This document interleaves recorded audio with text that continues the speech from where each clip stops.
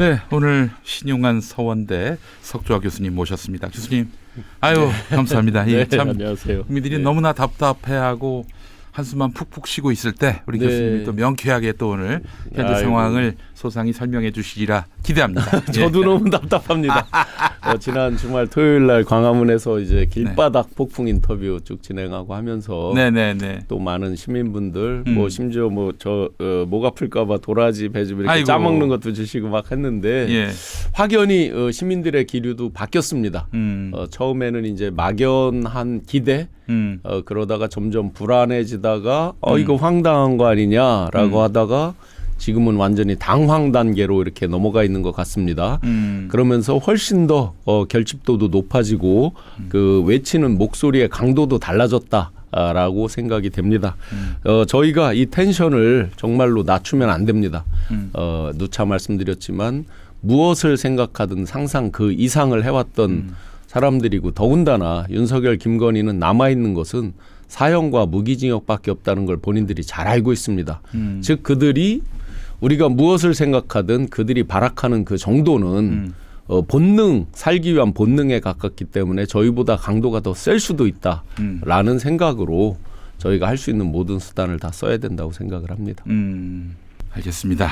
자, 현재의 선고가 그 4월로 넘어가는 건 뭐 확정된 것이고요. 이미 이제 뭐 사실상 확정이고 조금 희망적으로 본다면 또 네. 희망회로라고 하도 이제 비판들을 하시니까 그런데 분명한 몇 가지 조짐 징후들은 있습니다. 우리가 이제 지금 5대3 저는 제가 저한테 연락 주시는 분들께 말씀드렸지만 저는 5대3이라는 걸 들어본 바가 없습니다. 그렇죠. 5대3이 나왔나 모르겠어요. 그 이유는 좀 이따가 한번 말씀을 드릴게요. 예. 그 이유와 그들이 의도하는 바, 목적하는 바가 분명히 있다. 그러나 반드시 블로킹을 해서 절차적 지연을 시간적 지연을 끌어온 사람들은 있다. 그런데 그게 특정 누가 이제 우리가 누구다 이렇게 지명해서 이야기를 하잖아요. 한 명 한 명 이야기하는 건 그건 리스크가 있다라고 보여지고 분명히 이제 그 범주에 있는 분들이 시간을 끌고 하는 건 맞는데 곧 임박해 있는 건 또 틀림없는 것 같다. 네. 가장 대표적인 징후는 이제 그 평의에 대한 부분입니다. 오늘도 10시부터 지금 평의를 하죠. 네. 그리고 이제 오후 평의가 보통 2시 하던 게 이제 3시로 넘어가고 합니다. 네네. 박근혜 결정을 할 때 3시로 넘기고 3번인가 하고 바로 선고를 했습니다. 네. 이유는 잘 모르겠습니다만 그들이 이제 평의할 게 별로 없다라는 건 분명한 것 같고 그다음에 재판 연구관들이 올리는 리포트는 확연히 없습니다. 요구사항도 없고 네. 그런 부분은 이미 기본적인 평의는 다 돼 있다. 그리고 5대3이라는 건 그 누구도 말할 수 없는 이유가 있습니다. 네네. 평결을 할 때까지 속마음을 얘기를 안 하는데 어떻게 합니까? 평결이 아직 이루어지지도 않았고요. 이루어지지도 않았는데 그 이전에는 사실 나는 이쪽 입장이다라고 뭐 평의 과정에서 뭐 흐름을 보고는 느낌은 있을 수 감지는 있지만 해도. 예를 들어서 그러다 입장을 확 바꿀 수도 있는 거고 그건 네. 알 수가 없는 거죠. 그렇죠. 그건 분명히 목적을 가지고 특정 언론에서 보도를 했고 SBS. SBS 보도도 보면 근거가 없어요. 예. 전혀 근거가 없어요. 자기들이 제시하는 누구의 따르면도 없고요. 네. 없습니다. 예. 알겠습니다. 그 6대2도 뭐 그는 6대2도 있을 수 있고 뭐 5대3도 있을 수는 있겠으나 네. 분명한 것은 네. 이들이 지금 상대들도 엄청나게 당황을 했다는 걸 제가 단적으로 하나만 말씀드려 볼게요. 예. 처음에 일제히 기각을 주장했습니다. 그러다가 각하를 주장했어요. 네. 각하를 주장하면서 나경원 등등이 쭉 그 서명 받은 것도 다 각하예요. 네. 82명 의원들을 서명 받은 게 각하고 나머지 서명하지 않은 26명에 대해서 마치 무슨 뭐 을사오적 자기들 입장에서의 그거 하듯이 막 비난을 하고 리스트도 돌리고 했어요. 그렇죠. 그러다가 3월 26일 날 네. 이재명 대표 항소심 무죄가 나오면서 또 갑자기 기각으로 돌아섭니다. 그렇죠. 네. 그런데 어제부터 또 갑자기 또 각하가 또 주장이 돼요. 이게 왜 얼마나 황당하냐면요. 이미 이제 온 국민이 법률 지식이 다 생겼어요. 네네네. 기각은 본안을 어쨌든 판단을 해서 그에 대한 명확한 이유를 달아서 자기는 반대다 이렇게 하는 게 이제 기각인 거죠. 네. 각하라는 거는 절차적 형식적 요건을 위배해서 진입을 못하는 거지. 입구에서 틀어막고 빠꾸 시키는 거잖아요. 네. 아웃하는 거잖아요. 완전히 이 요건이 다르죠. 본안 판단을 하느냐 안 하느냐잖아요. 네. 근데 기각은 많은 분들이 얘기했지만 기각으로 한번 이유서를 써봐라. 네. 땅땅땅으로 끝나는 게 아니잖아요. 내가 기각을 주장하려면 조목조목 지금 5가지 그 쟁점에 대해서 이건 이래서 안 되고 저건 저래서 안 되고 해야 되잖아요. 네네. 한 가지만 얻어 걸려도 인용이잖아요. 그럼요. 네, 오화 요건이고. 인용이 안 나올 수가 없어요, 사실. 네, 그러니까 기각은 네. 법상식이 조금만 있는 사람들 같으면 네. 기각은 얘기를 못 꺼내는 것인데 이제 극우들이 선동용으로는 뭐 기각을 이제 얘기를 하는 것이죠. 그러면 기각 각하를 주장하던 사람들이 다 법상식이 넘쳐나서 법조인 출신들이잖아요. 그런데 왔다 갔다 합니다. 그러다 다시 각하를 주장하는 이유는 뭐겠어요, 이제?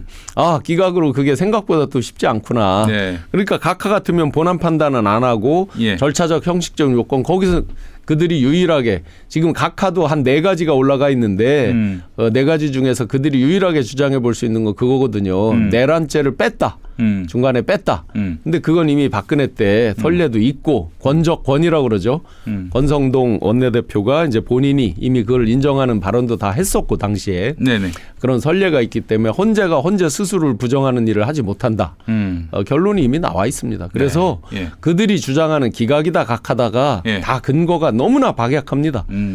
그 뭐 한덕수 판단을 갖고 뭐 5대3 뭐 그렇게 추정하는 사람들이 있는데 그 한덕수 경우와 이번 경우는 완전히 다른 건데. 한덕수 경우와 완전히 다르다는 걸 이미 표명을 했죠. 거기서 예. 이제 본안 판단을 내란죄에 대한 본안 판단을 교묘하게 이제 헌재가 회피해 가잖아요. 네. 안 들키려고. 예. 그러면 한덕수 판단으로 보면 6대 2여야죠. 왜냐하면 김복형 씨가 이랬잖아요. 앞에 분들의 의견을 존중하고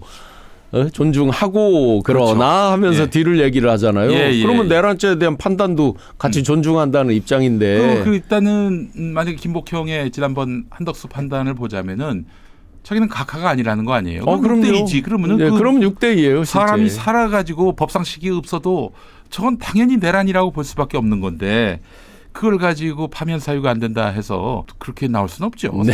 아유, 그 김복형 씨가 뭐 아무리 사람이 망가져도 그 정도까지는 아니라고 저는 봅니다. 그래서 하나 분명한 것은 네. 5대3 자꾸 이야기하는데 저는 제가 이제까지 접해본 중에서 5대3이라고 명확히 말하는 사람은 본 적은 없어요. 네. 이렇게 밖에서 이제 네. 뭐 언론이나 이렇게 해서 얘기하는 거는 들어봤어도 또 걱정하면서 5대3을 말씀하시는 분은 들어봤지만 네.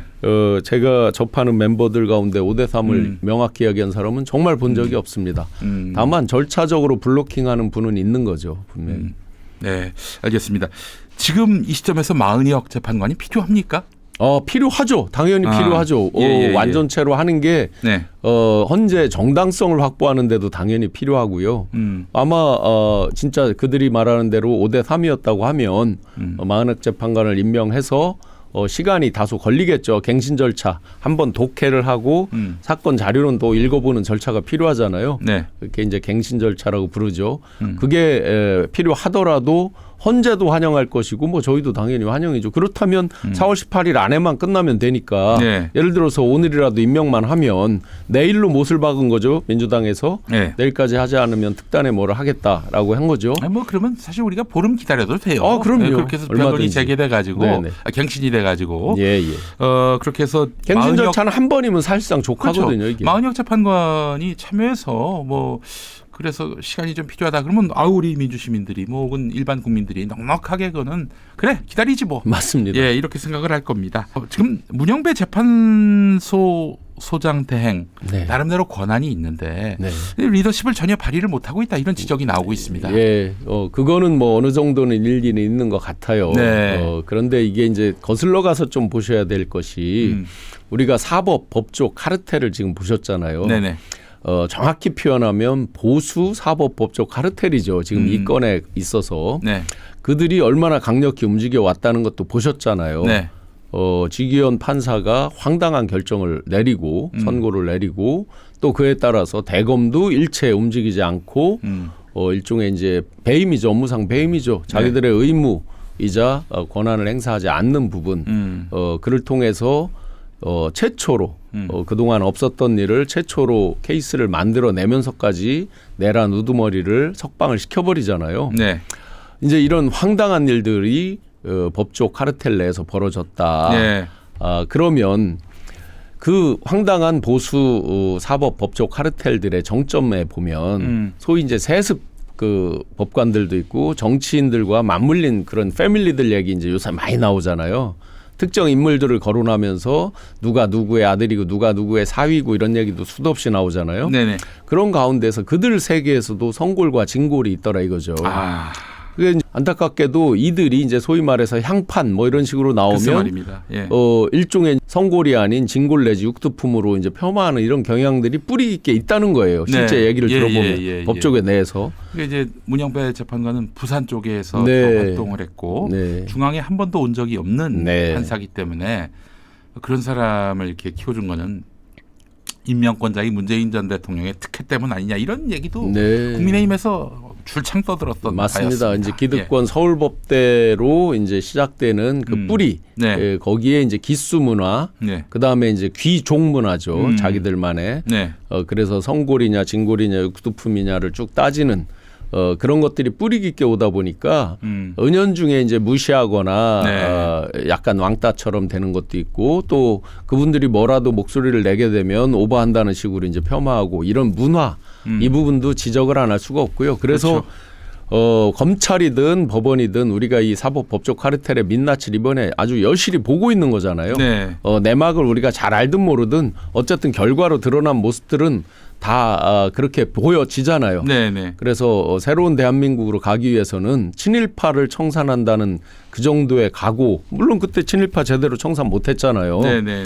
그런 각오 이상으로 우리가 어떤 개혁 혁신 정도가 아니라 혁명적 수준으로 생각하지 않으면 이 법조 카르텔 건건이 아마 발목을 잡을 것이고 기업도 마찬가지예요. 네네. 기업들이 얼마나 이 법조 카르텔에 휘둘리는데요. 대기업 같은 경우도. 아우, 그럼요. 돈을 누가 벌어요? 법조인들이 벌어요. 기업들 오너 뭐 구속되거나 뭐 쭉 하고 하면 박수 치고 있죠. 뒤에서 웃고 있죠. 그렇게 기업 수사가 시작되면은 그 이른바 대형 로펌에서는 만세를 부른다는 그렇죠. 거예요. 아, 드디어 우리의 또 어떤 시장이 열렸다 이러면서. 예, 맞습니다. 아, 진짜 열받네 진짜 얘기하다 보니까. 그래서 그런 부분 때문에라도 아마 이제 리더십 발휘가 완벽하게 더군다나 이제 소장이냐 대행이냐는 또 완전히 다른 무게감이 있잖아요. 네네. 서로 또 소장을 노리는 사람도 있다라고 설도 많이 나오잖아요. 네네. 그런 것과도 분명히 맞물려 있겠습니다. 네, 알겠습니다.